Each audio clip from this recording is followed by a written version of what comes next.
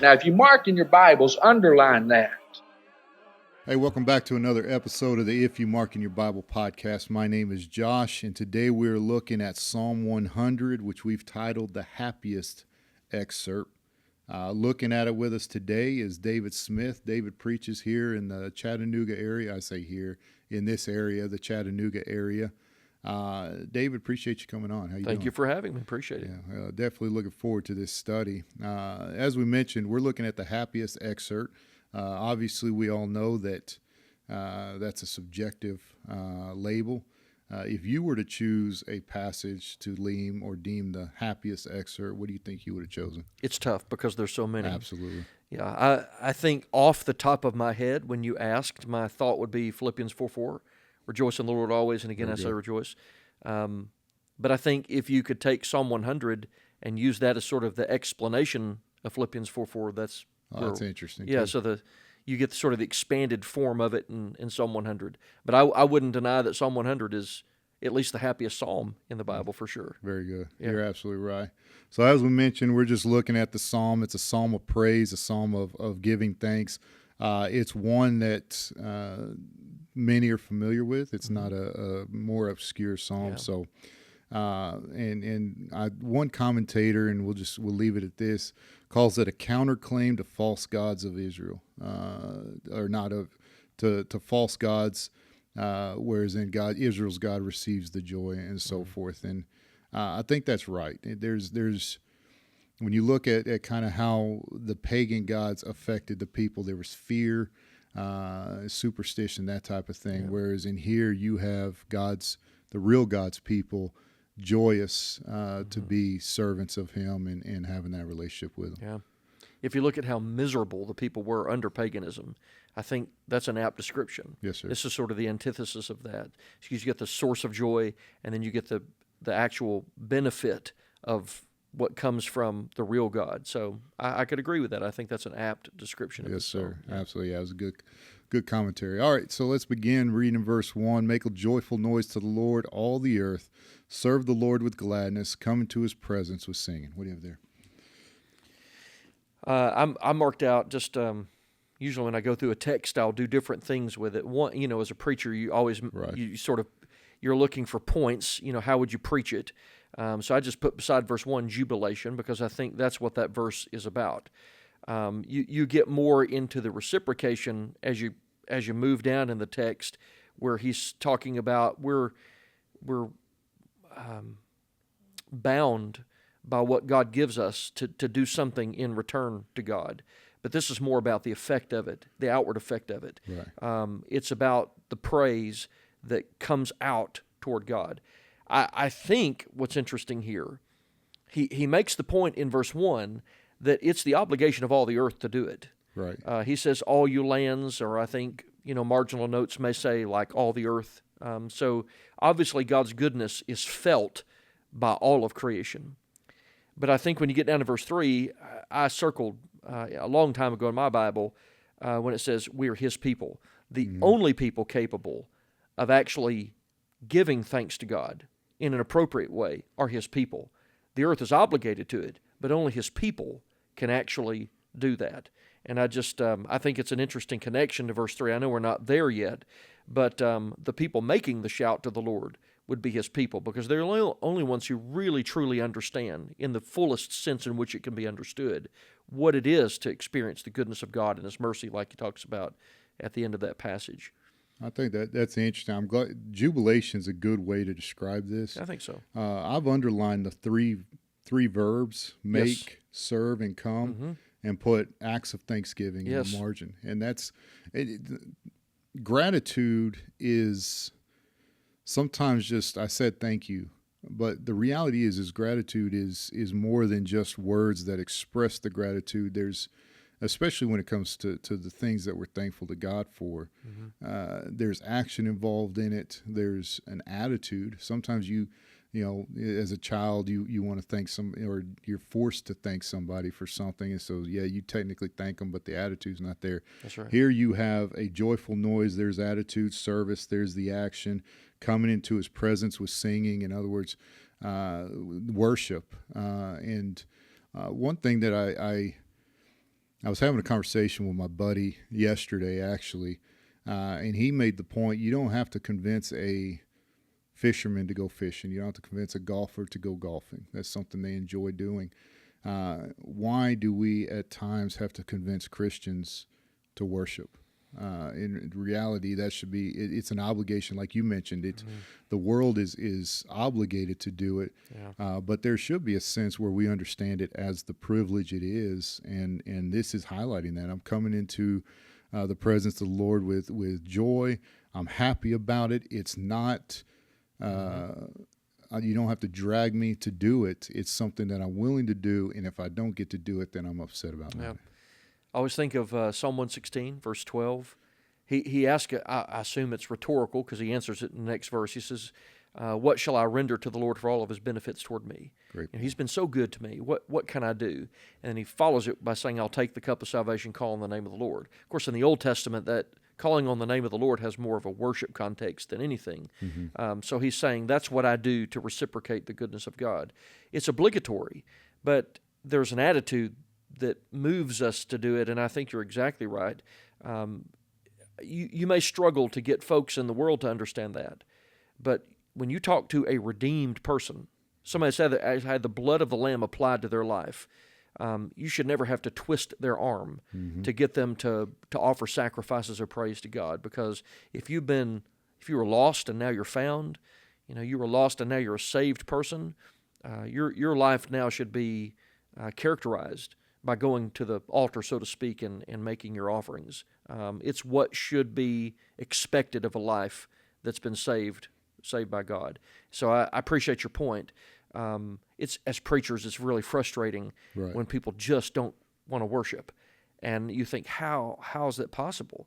Because if you've been convinced by the knowledge that you're saved from sin, then you're indebted to God for everything. And the way that we show that is by a life of faithful service, and the outgrowth of that would be faithful worship to God, regular faithful worship to God. Absolutely. You're 100% correct.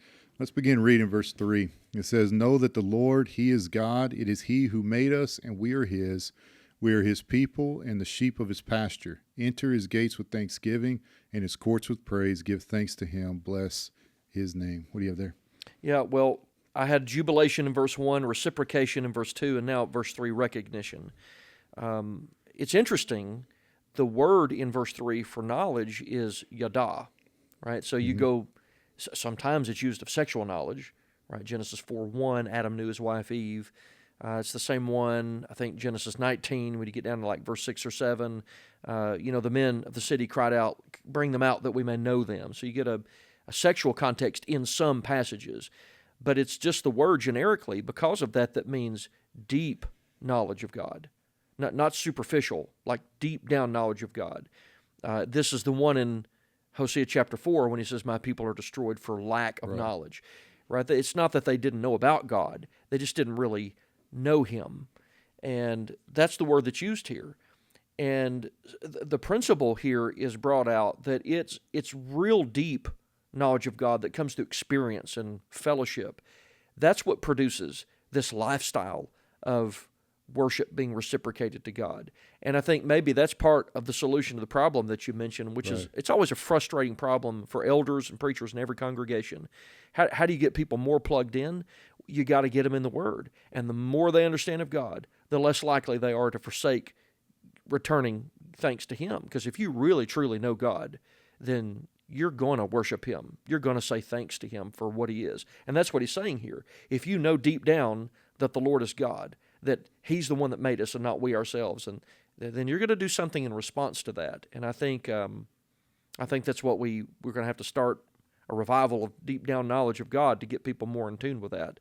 But I love this point in verse 3, that it's not just superficial knowledge of God, but deep, intimate knowledge of God from experience and time with fellowship with God that breeds this attitude that I'm gonna spend time at the altar constantly with God. Excellent. In fact, I circled the word know here in verse 3, and in my margin says appreciation grows with knowledge. Absolutely. They correlate with each other. Yeah.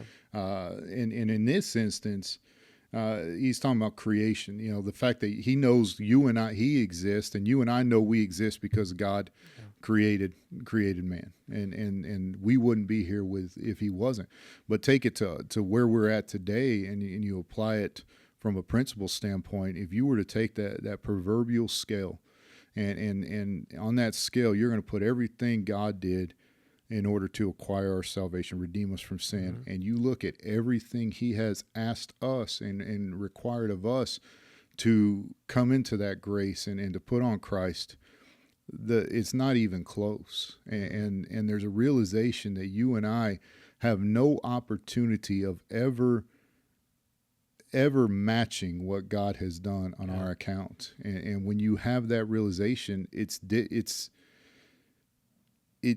one of those situations, I guess, where you see someone. It's when you see someone in a worse state than you are, and your problems start to seem smaller as a result. Yeah. When we start to compare what God did for our salvations versus what He requires of us, it's almost embarrassing to think that there's any portion of my life that I complain that I have to do any of it. Yeah, just thinking through your comments there and what he says in verse 3. You've got this gratitude that basically frames every verse of this text through verse 5. I'm grateful. That's what the psalmist is saying. I'm grateful. That's what I'm doing. And I'm sitting here thinking, sometimes we run into, we ourselves could struggle with pride. Gratitude is what shatters pride. Because in verse 3, this is a humble man who's able to say, I'm not the shepherd, I'm just a sheep. And I'm not the owner of the people, I'm just part of the people. And there's that recognition here in verse 3 that I'm just grateful to be a sheep, and I'm grateful to be part of his people, but I'm not the one who's in charge. I didn't make myself. God made me, and he allows me the chance through his mercy to be a sheep. And as the humility grows and the gratitude is there, it shatters the pride. And I can, if I'm putting this together correctly, verse 3 is the basis for everything else in the text. The humility and the gratitude is what allows me to be the regular worshiper of God that I am. But if the pride is there, if I think I'm the owner of the people and I'm really the shepherd of the sheep, I'll never be the guy who serves and comes and makes, like you mentioned, those three verbs in verses 1 and 2. Right. So there's something very important about verse 3 to the entire psalm there. Well, and knowledge is different. Knowing is different than just a acceptance of intellectual fact. That's right. There's a sense where it's knowledge that's garnered through experience. And I know for me personally, my appreciation for my parents increased when I got on my own and started having to buy my own groceries. Sure. And every now and then you go to an empty cupboard because I didn't go grocery shopping or whatever it was, and you start that magical pantry and refrigerator in my parents' house that always replenished itself. Yeah. I had an appreciation for what they did at that particular moment. Why? Because I experienced it. Same thing with God. Yep. We won't know everything to the extent that God knows, nor will we act or act to the extent that God is capable of acting. But there is a sense where you and I can gain knowledge, experienced type knowledge from God's perspective. And give an example is forgiveness. When someone offends us and we forgive someone, even though maybe it's difficult to forgive of that whatever offense, and then we reflect on it, we start to see, okay, that was hard for what they did and whatever. What do I do every time I sin? That's an offense against God. Yeah. And experience is always that way. Yeah. And there's something about being on the inside versus the outside. I always think of the description of John in chapter 21 of Revelation, the holy city, and he describes the grandeur of it from the outside. And then he gets about halfway through that chapter and he switches gears and goes inside the city. And the view inside is totally different. It's even more luxurious than the outside. And no matter how people take that, whether the church or heaven, however it's taken, or the church as a view toward heaven, whatever, that there's still a principled point of it looks great from the outside, but to have experienced it changes your perspective of it. And I think this is to have experienced the goodness and the mercy of God, like he talks about in verse 5, to experience that changes your attitude toward it. It looks good from the outside, but it's really great on the inside. Oh, that's an excellent point. And gratitude opens doors. Enter Yes, it his does. gates with thanksgiving. And you and I, have probably experienced it firsthand. Our children, when they're grateful for something, what does that drive us to do? It drives us to be more accommodative to the things that they do. Same thing at work. You thank somebody for an opportunity. You thank somebody for the job, and you just show gratitude. The thankful people are the ones who you like to be around. You want to give more opportunity to, because you know that they appreciate it. It's just I know an instance of a preacher basically just talking about giving somebody something out of the goodness of his heart, and then turn around and find it. And he made the point that he saw it in a pawn shop later on. He gave it to them for them to use because they needed it, and they turned around and pawned it off for money, and it made them angry. I mean, for obvious reasons. An act of benevolence turned around and kind of just squandered and that's the point he made. There was no gratitude in that action right there didn't show gratitude, and it makes them angry. The exact opposite's true. You show gratitude, you use it, you use that particular whatever's given to you for the benefit of other people. People are more inclined to reciprocate as well, 100%. Like you mentioned. Yeah, it does breed or facilitate you wanting to do more of that. You want to help people who appreciate the help, but it doesn't last long when you get a very unappreciative person. Right, very good point. You don't want to do that. And I've been burned like that before. I'm sure you have too, where you try to help people because you really want what's best for them, and they're just taking advantage of your generosity. Fool me once, as the expression goes. Because I've got better things to do than waste time with people who are just abusing my benevolence. I want to give it to people who are really going to appreciate it.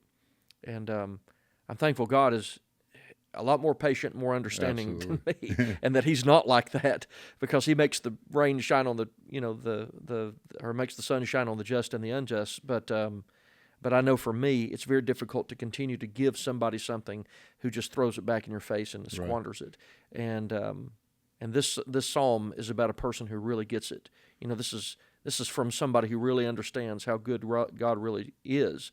And if you really understand it, it does something to you. It changes you as a person. That's a good point. In fact, you see the wisdom in, is it Romans 12:10, with honor preferring one another? And the Greek there actually has that idea of outdoing one another. And I think that falls into this category. When you're thankful for something and you want to reciprocate, so you go to show the gratitude to a greater extent, and that thankful person, you see the wisdom in how the church grows and flourishes, relies on each other, bears one another's burden, rejoices with one another, when gratitude's at the center of it. We're thankful for what God did. We're thankful for the church that He put us in. We're going to contribute to it through action, through acts of thanksgiving, which we talked about in verse 1.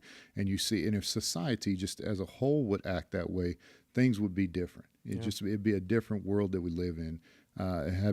More people been thankful for the things that they have.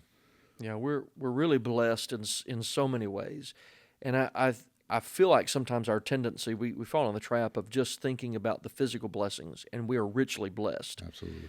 To live in America, people who have ever been outside the United States can tell you quickly, there's nothing like what we have here. We're really blessed. Even the poorest among us are very, very rich, and we tend to think God is so good. Well, He is, but He's so much more than just the physical blessings we experience. And that He would offer His only Son for us, or that He would do what He did over time and be patient with men, it's humbling. It's just, we're so unworthy for what He's done. And that's why when you said Psalm 100, I thought, man, this is a great psalm, because it really is it's a punch in the gut if you're not doing this, to really take stock of the many things that God has done for us in His goodness, spiritually most of all, and to say, I think your point is so great, what you just said, to see whether or not I'm really truly giving back and reciprocating like I should. It's meant to be deep and earnest. It's meant to be lifelong. It's meant to be habitual and continual. This is not a one-off kind of a thing where we just, You send a Hallmark card and say, hey, thanks God for everything. It's just your life, everything about your life reflects how extremely grateful you are for what God has done. And I like that language that you used about trying to outdo. Of course, you can never outdo God because, He gives, the cup runs over. It's overflowing when He does. So you can never give thanks enough for that. But I know, based on everything the Bible teaches, He appreciates grateful people. Absolutely, I know He does. absolutely. Verse 5 says, "The Lord is good. His steadfast love endures forever, and His faithfulness to all generations." What do you have there? Well, to go back through my outline quick, I put jubilation, verse 1, reciprocation, verse 2, recognition, verse 3, prostration, verse 4. That's about worship. And then verse 5, comprehension. This is about the acknowledgement of something that God has historically verified time and time again, which is how good He really, truly is. He talks about His goodness, which is His loving kindness. That word's speckled all the way through the Old Testament at how God treats people better than He deserves to be treated. It would be very akin to the word grace in the New Testament. His mercy is that. It's His favor, His pity, and then His truth. He's got His goodness and mercy and truth all embedded in one verse, in verse 5. And I just thought, when He says He's good, His mercy is everlasting, His truth endures to all generations, my first thought was He's just sort of really calling our attention to the fact that these are historically verifiable things about God. Human history, at least the part especially that's recorded during the writing of the Bible, is full of the acts of God in human history. For us to say, I'm not curious about it, I'm not doubtful, He might be these things, it's for us to say, He is definitely, absolutely 100% good. And He is so merciful to mankind, and His truth is always there. He's faithful, and His revealed truth is just, it never wavers.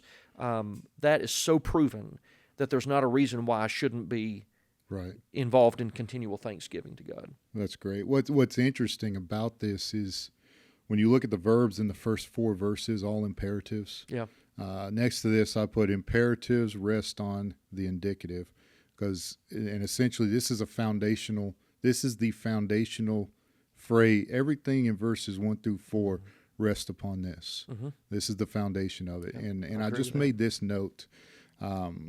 God has never expected us to act blindly, which so here we have these commands at the beginning of this passage, and again goes back to we should want to do them. There's an obligation, but it's also a privilege. That's right. It's a paradox to an extent, but the psalmist gives us the reason here. That's right. God has given us, before He asks us to be thankful, He's given us a reason to be thankful. And again with existence, but where we're at in the timeline of history, sending His Son to die on the cross, providing for us the opportunity at salvation, giving us His Word, which has enlightened us to not only how we can have the best life eternally possible, but also the best life we can live on earth during our time here. Yeah. So you take the mound of evidence that He's given to us, and then He tells us to be thankful and act thankfully as a result.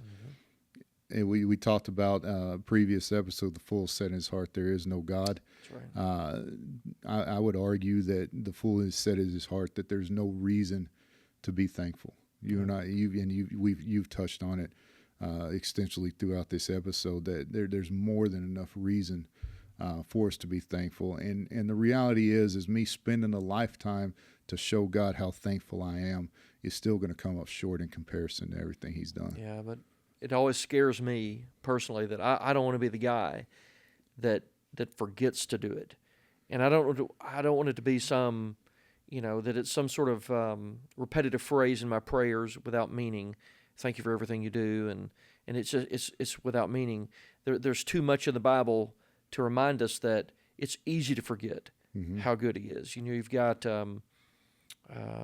Proverbs chapter 30. You've got the guy who he's impoverished, so he steals, or he has too much and he forgets that God is the giver of gifts. And in either direction, it's easy to forget that God is the one who gives. You've got Luke 12. You've got a parable of a man who talks about everything except God. He's got the bigger barns, and he's talking about what he did. It's super easy to forget in this life that God is the giver of gifts. In fact, he's not just the giver of gifts. Was it James 1:17? It's every good and perfect gift. It's not only what he gives, but the way he gives it is absolutely perfect. And it's super easy to forget that in this life. And it can become just this phrase, we know we ought to do it, and we just say it, and it doesn't have any meaning.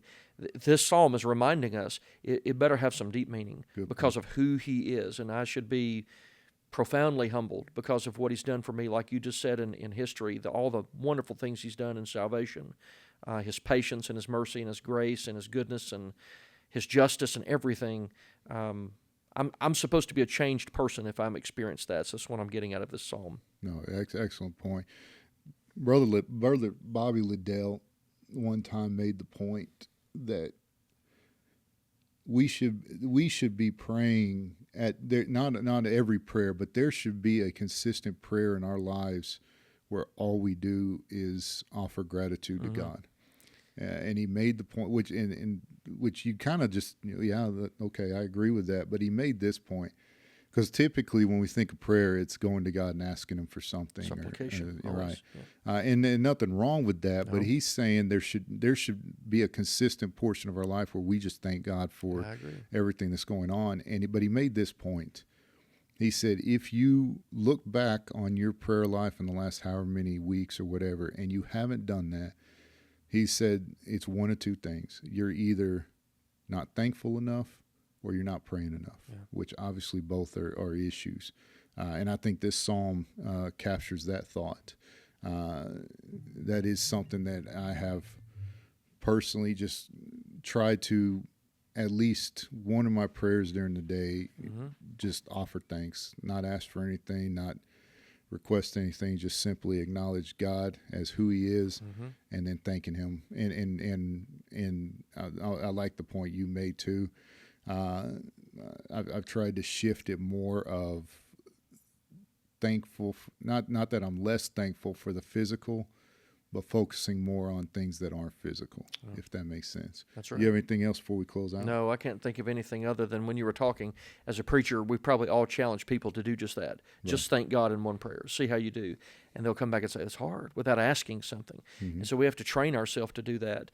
But I think the psalm reminds us, the more in tune we are with the nature of God, if we know him deeply, that he is every aspect of who he claims to be, it's all proven historically that he is that way, it makes you so much more appreciative. And that's supposed to be life. I mean, it's supposed to be in the way we serve him, in the way we worship him. Everything is about gratitude for what God has done. We cannot thank him enough. And then the more grateful we are, the more we transform as people, and the more winsome I think we become to the world. People are attracted to that. I think absolutely.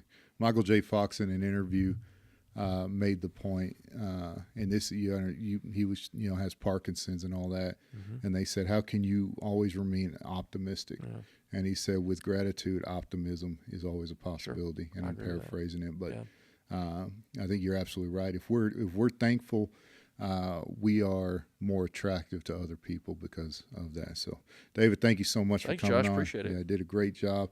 To those who are watching, thank you so much. Appreciate your support. And until next time, keep studying. Mark in your Bibles, underline that.